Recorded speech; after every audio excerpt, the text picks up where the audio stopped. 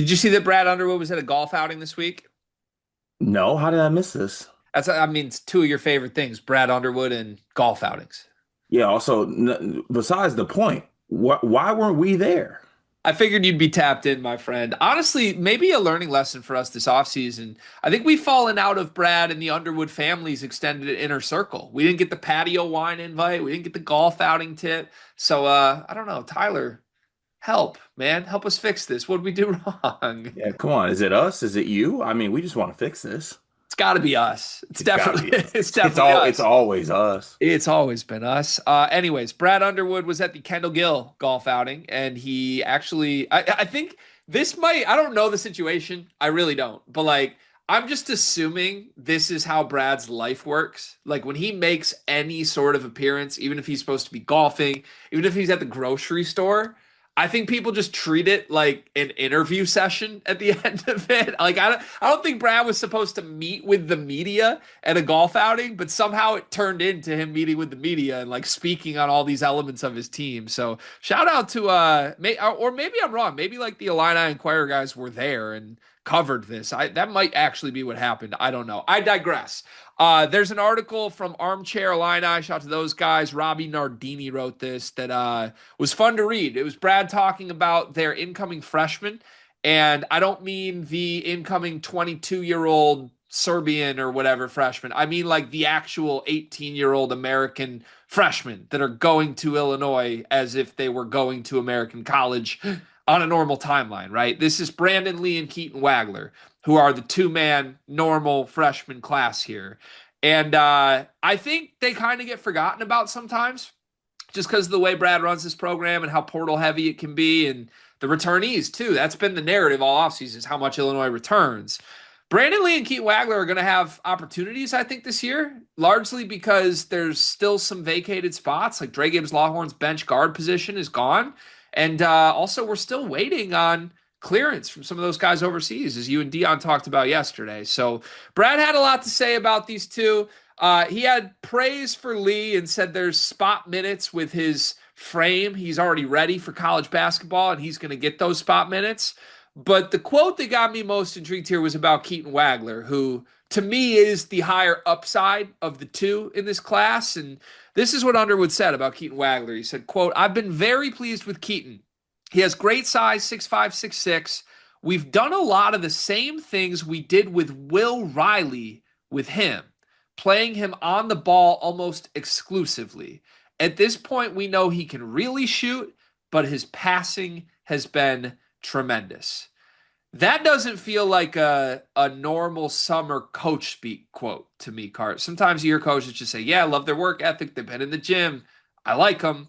This is, we've been using him the way we used Will Riley, and we're really impressed with what he can do. What do you think of this Keaton Wagler quote from Coach Underwood? I mean, I do look. I think that anytime, to your point, you get more of an in-depth breakdown outside of like the classic coach speak ones. I think those words actually mean a lot. And looking at Keaton Wagler's film and like when he first committed to Illinois, the shooting was very much there. Like you didn't know like how fast it would come along. You were hoping that he stayed, with Illinois for a good amount of time, given how kind of, the world of college basketball is. You never truly know what retention will look like, but you look at Keaton Wagler being a guy that you could develop and keep around. If he develops faster than maybe you thought he would, then you're looking at a guy that I think you might have to put on the floor because, you know, Keaton Wagler, I think, has some traits that would make it enticing to want to play a guy like that if he has the passing ability that he has. Because if he has the ability to score, and then you can also trust him to make the right play and pass, obviously defense is going to be a thing that also helps freshmen get on the floor. But if Brad can trust him to knock down shots and make the right pass and play, I think that could be something that gets him on the floor early here, especially because, you got to look at probably who's he fighting for minutes against, or Mm. what minutes is he fighting for right now? Because the first thought that comes to my head is that he's going to be fighting with Jake Davis for minutes, right? Yeah, I Or is think in that theory. okay? Jake Davis has shown the ability to be an elite shooter. I actually think Jake Davis was a pretty good defender too for what I thought he was. Like not like anything crazy, but like he wasn't a cone. I didn't necessarily look at Jake Davis as like doing anything else outside of knocking down shots. So if Wagler's able to do some of those same things and have the passing stuff, I don't know. Maybe you could find a world where you give him a chance. I mean, when you got guys that are shooters too, sometimes it comes down to which guy plays is which guy that knocks down shots. Today's video is sponsored by Labcorp On Demand. Car, do you take care of yourself? I try my best to, yeah. Like not just treat yourself to expensive meals, but like you go to the doctor and things like that? No, I just take care of myself. There's no need to go to the doctor unless I'm not taking care of myself, right? Are you afraid of the doctor, Cart? Just a little bit. I mean, if nothing's wrong, why would I go there? Listen, I'm the same way, and so are millions of men across America. But that's why LabCorp On Demand is helping millions of people like us. With their men's health test, you can get a comprehensive look at your hormone levels, your total testosterone, and you don't even have to go to the doctor. It's easy, and you get the results the next day. Testosterone, is that like a is that a big thing? It's a really important thing, Cart. Sometimes you can feel off without even knowing something's wrong. But LabCorp On Demand wants to keep you healthy and wants to make it as easy as possible. Right now, you can get 20% off your men's health test by visiting our sponsor at tryelco.com/sleepersmedia. It's simple, affordable, and honestly, it's empowering to know that you're healthy and have this info about your body. Didn't know that testosterone did all those things. I'm gonna have to take the guesswork out of this and go get my health checked out today using LabCorp On Demand. Yeah, I mean, here's the reality, right? One of these guys is going to have to play at minimum because in a Ty Rodgers-less world, even if the two internationals do get to Illinois, you're looking at a starting lineup that is probably Petrovic, Boswell, Stojakovic, then Big T at the five, and whoever you want in between them at the four. But no matter who you choose at the four, the rest of the bench options are going to be whoever's left between Benham Rickhouse, Big Z, and David Mert. Those three are front court pieces.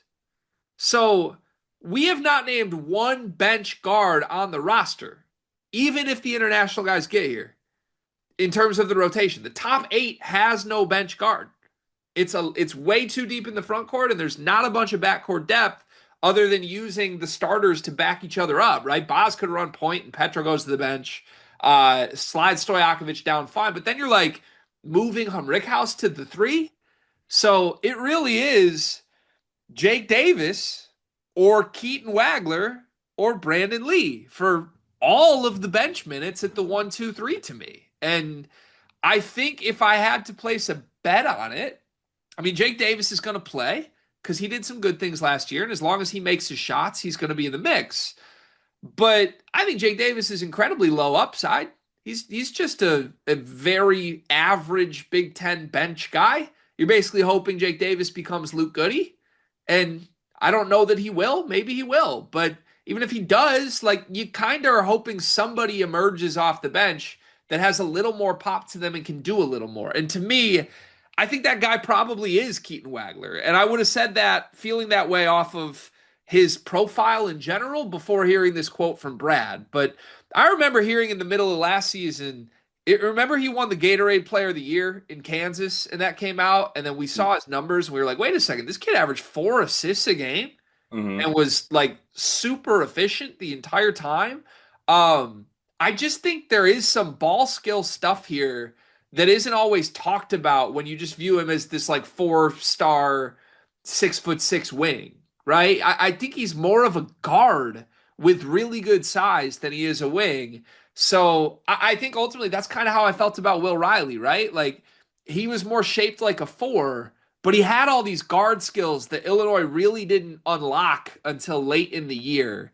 And the one thing I would say, it's kind of funny to hear Brad say like, oh, we're using him the way we used Will Riley. It's almost more in hindsight, you used Will Riley the way you should use Keaton Wagler, right? You had a first round pick stud that you treated like Keaton Wagler for a year. Well, he forgot the end added. He forgot the end added the end of the season. Will Riley. That's what he Okay. wants. That's what he wants to use him Well, as. like if there was a long stretch of the year where Will Riley was like in and out of the rotation off the bench, not like again, he was behind Benham Rickhouse all season. Will Riley, the NBA player who I think is like really good, was behind Benham Rickhouse all year. So in a sense, it's not all that unsurprising or like it's very possible that Wagler can kind of mimic some of Will Riley's stuff. He could be the sixth man on this team. He could absolutely be an on-ball guy that comes in the game with or without Petrovic and is used the way they use Will Riley. I'm intrigued about Keaton Wagler card. Yeah, last thing, it's the one silver lining of having the issues with getting players over, right? Is that I do think it gives guys opportunities who maybe wouldn't have got them or got them to the level they think they would have, even like in practice right now, being able to show what they're able to do. Yeah, I don't know if you guys got to this yesterday on the video about people coming over. I heard that Dion like wildly disrespected the school of Illinois. So Yeah. want to hand up. I did not say that. Want to make that clear. I'm gonna have a I didn't talk with say it Dion. either. I'm gonna have a talk with Dion. But I would like to say this. People can get mad at me for this. If Petro doesn't come over, this team is screwed. There's not enough guard depth on this roster. Like Yeah. you can't play Boswell and Stojakovic 40 minutes each. Yeah. So at that point, Wagler would have to play damn near 30 minutes for this rotation to work. So, but I'm with you. In one sense, I think it's really exciting for Wagler. And if I was making a list of like Big Ten players most likely to outperform their expectations, Wagler would be near the top for me, I think. Yeah, it'll be interesting to see like what his role looks like. So I know that Brad's a big fan of Jake Davis. This is true. Where do you think at the end of the year, what do Wagler's role and numbers and all that look like? Ooh, I think it'll look. I don't know. I just have a hard time thinking what it's gonna end up looking like. So I'm gonna go ahead and keep it safe and say I don't know, like a Trey Gibbs Lawhorn level bench role. Okay. I think he'll play more than that. I think someone off this bench needs to play like 15, 20 minutes a game. And I think it could be Wagler because I think he could do some pretty good things. Hmm. This video is brought to you by NBA 2K Labs or maybe college football labs because the people behind 2K Labs have just built something awesome. CFBLabs.com has everything you need to play college football 26 even better. Cart, you've been playing the game, right?